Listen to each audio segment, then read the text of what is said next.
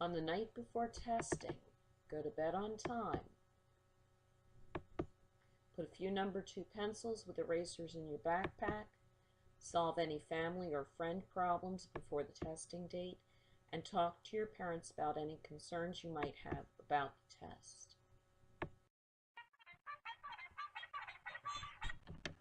On the morning of the testing, start your day as you always do. Eat a good breakfast. Think of what you will do to relax when you get home from school. And mostly,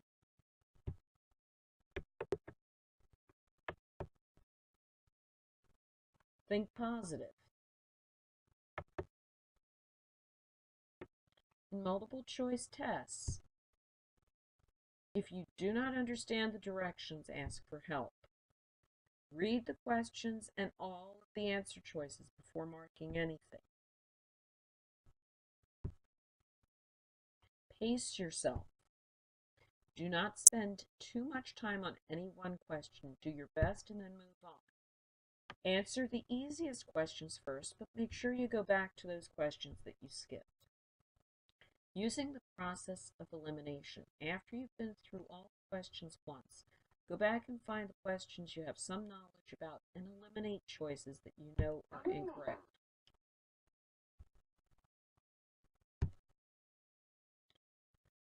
When answering questions, don't guess blindly, but if you have time to think about the best answer choice, make it.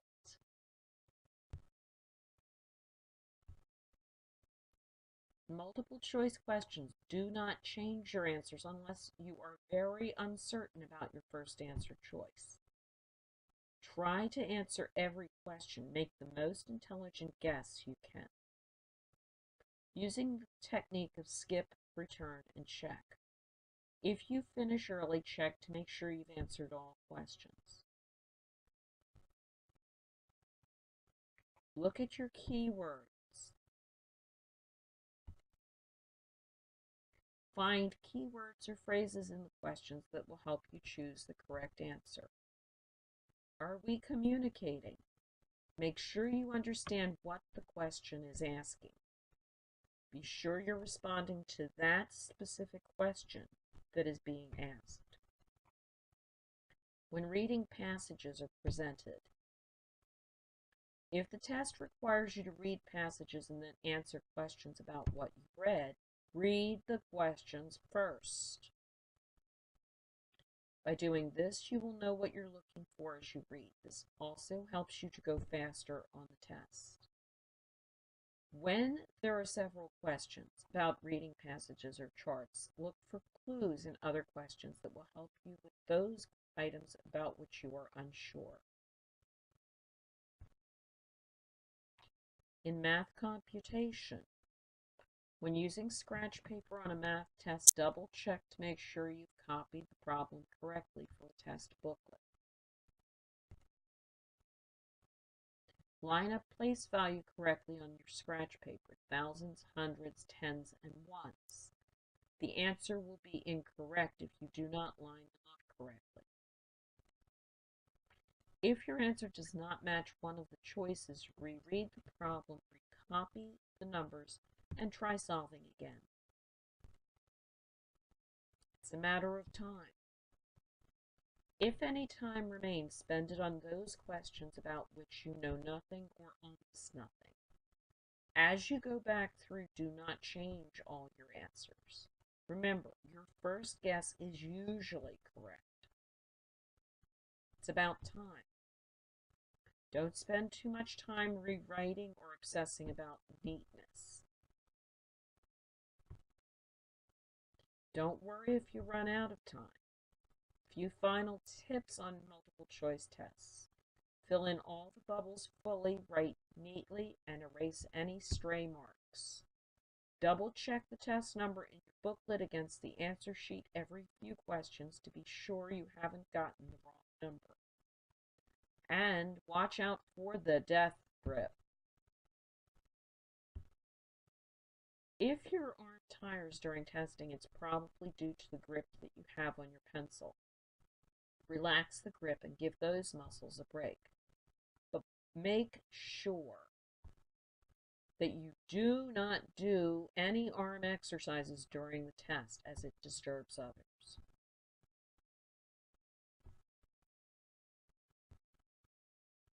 Think of a test like football statistics. Sometimes you want to know a player's statistics. Sometimes you want to know how a player is different from another player. Sometimes a team is similar or different from another team. Sometimes you want to see how the player connects to his teammates. Sometimes you want to show the differences between players, teams, or groups. But are there specific tools for doing well on tests? Preparation is the key to success.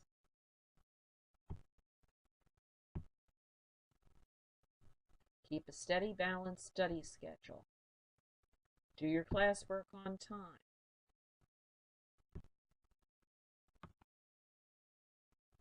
Keep a record of your assignments. Complete all of your assignments on time. Ask teachers for help before the test if you don't understand something. Remember, the test is only one way to find out what you know. Find out when the test will be given.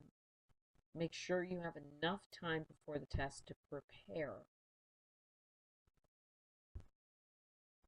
Ask the teacher what areas will be covered. Prepare by putting main information formulas on a sheet. When you're comfortable with an idea, put it in another pile. This gives you the chance to study only the things you're unsure of. But remember to keep the cards out of the testing room. Turn your main points into questions. Try to predict the examination questions. Try to show up at least 5 minutes before the testing time. And remember, keep a positive attitude. So, what do they want?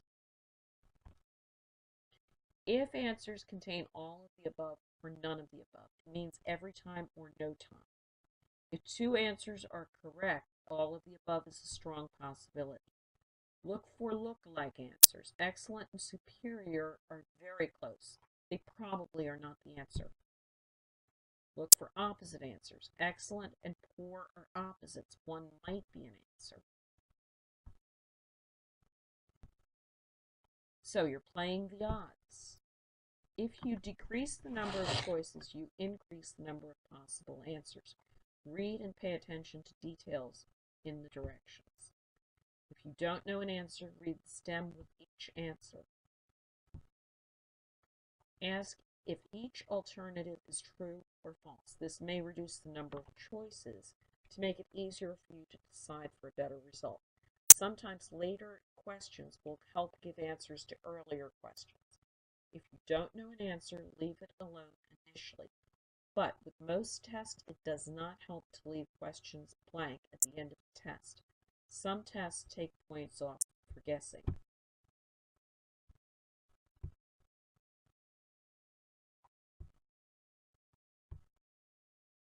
So guess what? If you must make a guess, a middle answer, B, C, or D, is often a better choice than first or last. Toss out the questions that are highest and lowest. Generally, they are not correct. All of the above is often a correct answer choice, especially if 2 answers are correct. Look for qualifying words. Words like no, never, none, entirely, completely, all, and never mean the answer is either every time or no times correct. Rarely is never or none of the above a correct answer choice. Sometimes multiple choice tests include options that are combinations of previously listed choices. Both A and D are correct.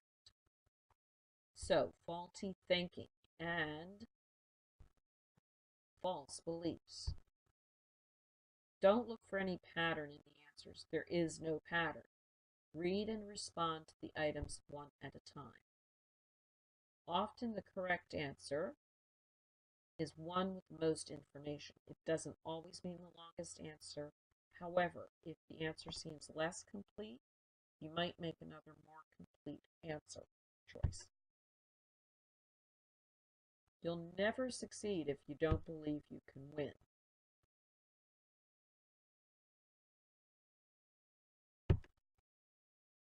So remember, tests are designed to find out what you know. And the road to wisdom, well, it's plain and simple to express error and error and error again, but less and less and less.